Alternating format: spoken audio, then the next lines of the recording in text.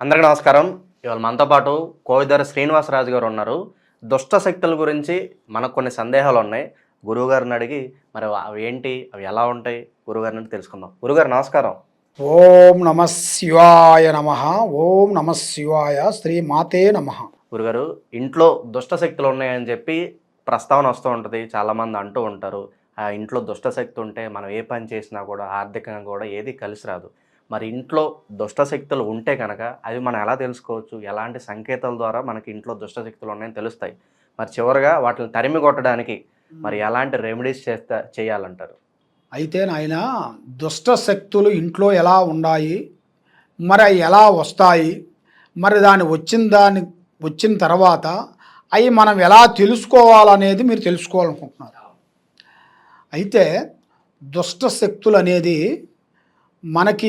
మనం చెడు చేసినప్పుడు, ఒక హాని చేసినప్పుడు, ఆ శక్తులకి కొన్ని ఉంటాయి. ఎందువల్ల అంటే కొన్ని స్థానాలలో, కొన్ని భూమిలో, కొన్ని విధానాల్లో ఉంటాయి. అవి డిస్టర్బెంట్ చేసినప్పుడు, ఎందుకంటే కొన్ని పలగొడుతుంటారు కదా, కొన్ని పాత ఇల్లు లాంటి, తర్వాత కొన్ని భూమి విశేషాల్లో కూడా కొన్ని దున్నుతుంటారు. అవి ఏం చేస్తారంటే, కొంతమంది ఇంతకుముందు చాలామంది పూజారులు, అఘోరా పూజారులు, శక్తి పూజారులు దాన్ని బంధిస్తారన్నమాట. బంధించేసి అవి ఒక కుండలో పెట్టి భూస్థాపం చేస్తారు. ఎందుకంటే అది ఎక్కడ పెట్టినా కూడా మళ్ళీ బయటికి వెళ్తుందని అది భూస్థాపం చేసేస్తారు. ఆ భూస్థాపం చేసింది మనం దాన్ని టెక్ చేయటం కానీ, లేదు దాన్ని బయట పెడతాం కానీ, మనం ఇల్లు కట్టుకునే దాని గురించి, కొన్ని పనుల గురించి కొన్ని తోడుతుంటాం భూములు. తర్వాత వ్యవసాయం గురించి కొంచెం దున్నుతుంటాం. తర్వాత కొన్ని కార్యక్రమాల గురించి అలాగ చేసేటప్పుడు దాని కానీ కొంచెం టచ్ అయిందనుకో, ఆ శక్తులు అనేది బయటికి వస్తాయి.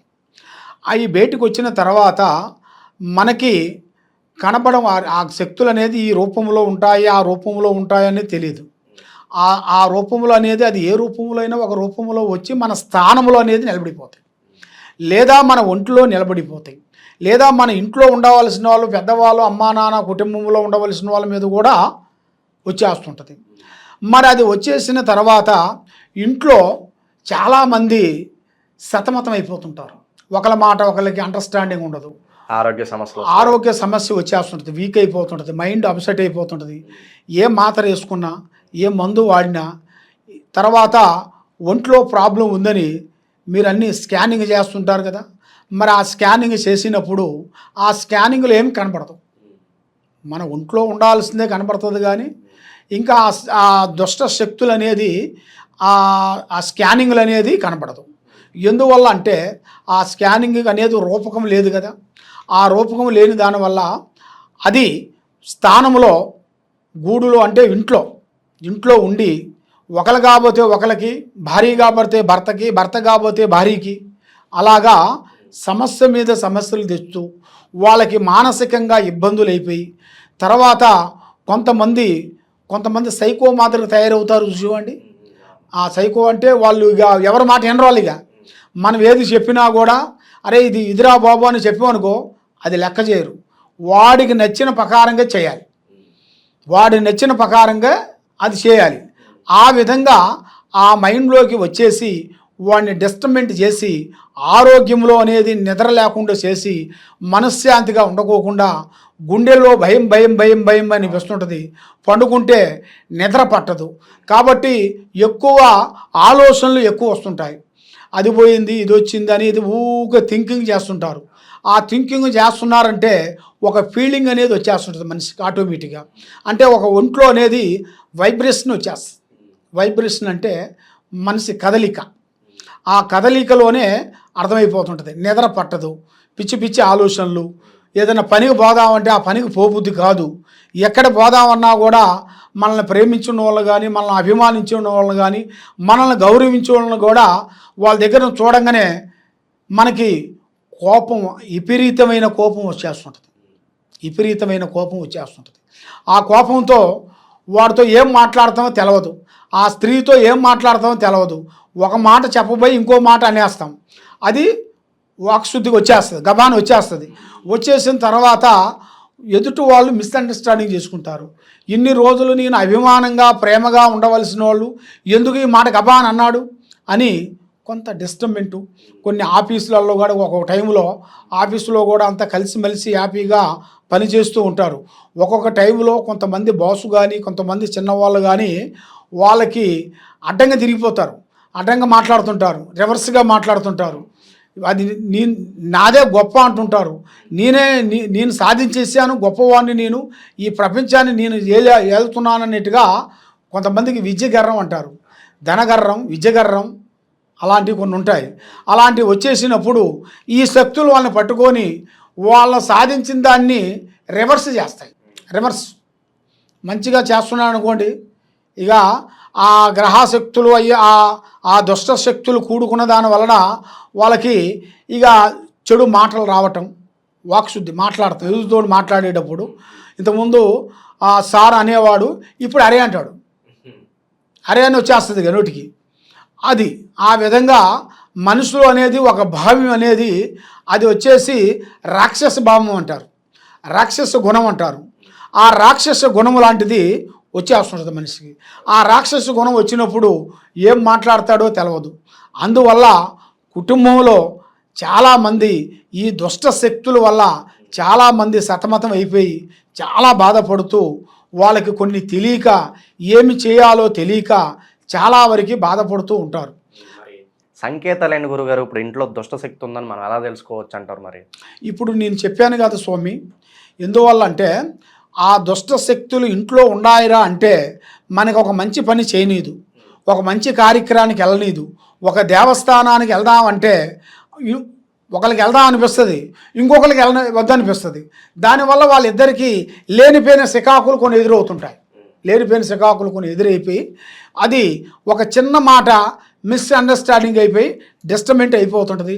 ఇంట్లో వైబ్రేషన్ వచ్చేస్తుంటుంది, ఇంట్లో టెన్షన్ వస్తుంటుంది, పండుకుంటే నిద్ర పట్టదు, గుండెల్లో నుంచి భయం భయం భయం భయం అనేది ఆటోమేటిక్గా వచ్చేస్తుంటుంది. రోమాలు అంటారు కదా, నెక్కబడుతుంటాయి. ఆ రోమాలు నెక్కబడిసి తర్వాత మెయిన్గా బుర్ర తిక్కార శుద్ధి అంటారు, తిరుగుతుంటుంది, ఎర్రని తిరుగుతుంటుంది. అలాగే గురుగారు తులసి చెట్టు వాడిపోవడం కానీ, మన ఆవులు కావచ్చు, దూడలు కావచ్చు, ఇవన్నీ పారిపోవడం కానీ ఇలాంటివి కూడా జరుగుతాయి అంటారు? అలా జరుగుతుంటాయి. అలా దుష్టశక్తులు ఉంటే మన ఇంట్లో పెంచే జంతువులు ఉంటాయి కదా స్వామి, అలాంటి జంతువులు కొన్ని వెళ్ళిపోతుంటాయి, మన ఇల్లు విడిచిపెట్టేసి వెళ్ళిపోతుంటాయి. అబ్బా అది వెళ్ళిపోయింది, పారిపోయింది అనేది మనం తిరుగుతూ ఉంటాం. కానీ అసలు విషయం ఇది. ఎందుకంటే కొన్ని జంతువులకి కొన్ని ఆటోమేటిక్ తెలిసిపోతుంది. కుక్కకు కానీ ఆవుకు కానీ కొన్ని జంతువులకి ఆటోమేటిక్ తెలిసిపోతుంది. పిల్లి కానీ కొంతమంది పిల్లిలు పెంచుకుంటారు. అలాగా ఆ జంతువులకి ఆటోమేటిక్గా తెలిసిపోతుంది. తెలిసిపోయినప్పుడు ఆ జంతువుల వల్ల బయటికి వెళ్ళిపోయిందిరా అంటే మన స్థానంలో ఏదో ఉన్నట్టుగా మనం అర్థం చేసుకొని దానికి మనం ఏం చేయాలి, అది మన ఇంట్లో అనేది ఆ దుష్ట శక్తులు మన చేరినాయి కాబట్టి ఆ దుష్ట శక్తులకి మనం ఏమి చేస్తే అవి దూరం అవుతాయి అనేది చాలా ముఖ్యమైన విషయం. ఇది ఎవరు పెడితే వాళ్ళు, ఎక్కడ పడితే ఎక్కడ, ఏం పడితే అది చేస్తే కాదు. దానికి సంబంధించిన ఆ దుష్ట శక్తులకి సంబంధించిన పూజారులు, దానికి సంబంధించిన అఘోరా శక్తి పూజారులతోని దానికి అమ్మవారి కట్టడి ఉంటుంది అన్నమాట. కట్టడి అంటే కట్టడి కడతారు, కట్టడి ఇప్పుతారు, కట్టు కడతారు, కట్టు ఇప్పుతారు, అది తెలియాలి. ఇప్పుడు అయ్యప్ప మాల వేసేవాళ్ళు చాలా చూడండి, అయ్యప్ప మాల వేసేవాళ్ళు అందరూ ఏరు. గురుస్వాములు ఏం చేస్తారంటే అది వాళ్ళకు ఒక మంత్రదండం ఉంటుంది. ఆ మంత్రదండం ఏంటంటే మనకి వేసేటప్పుడు ఒక మంత్రం ఉంటుంది, మాల తీసేటప్పుడు ఒక మంత్రం ఉంటుంది. అదేవిధంగా ఈ దుష్ట శక్తులకు కూడా అదే విధంగా దానికి కట్టడి కట్టేసి ఏర్పాటు చేసేసి దానికి చేయాల్సిన దుష్ట శక్తుల గురించి శక్తి పూజారులతోనే దాన్ని చేయాలి. అది ఉపవాసులు శక్తి పూజారులు చేయిస్తారు. కొంతమంది గురువుగారులు చిన్న పాత్రలో బంధించేస్తూ ఉంటారు కదా, మనకు నిజమేనంటారా? బందీ చేయగలమా? అంటే దాని కట్టుబాటు తెలిసిన వాడైతేనే దాన్ని కట్టగలుగుతారు. దాని కట్టుబాటు లేని వాడు దాన్ని ఏ కట్టడి కట్టినా అది రాదు.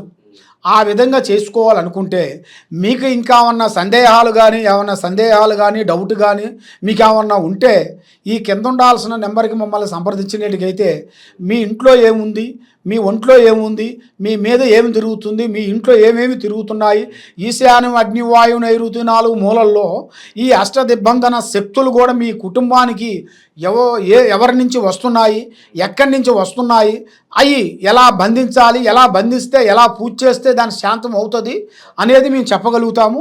తప్పకుండా ఈ కింద ఉండాల్సిన నెంబర్కి మమ్మల్ని సంప్రదించినట్టుగైతే మీకు ఏ సమస్య ఉన్నా కూడా మేము చూసి చెప్పగలుగుతాం. దుష్ట శక్తులు ఉన్నాయని ఎలా తెలుసుకోవాలి, మరి వాటిని ఎలా తరిమి కొట్టాలి, చాలా అద్భుతంగా వివరించారు గురుగారు. ధన్యవాదాలండి. ఓం నమః శివాయ నమః.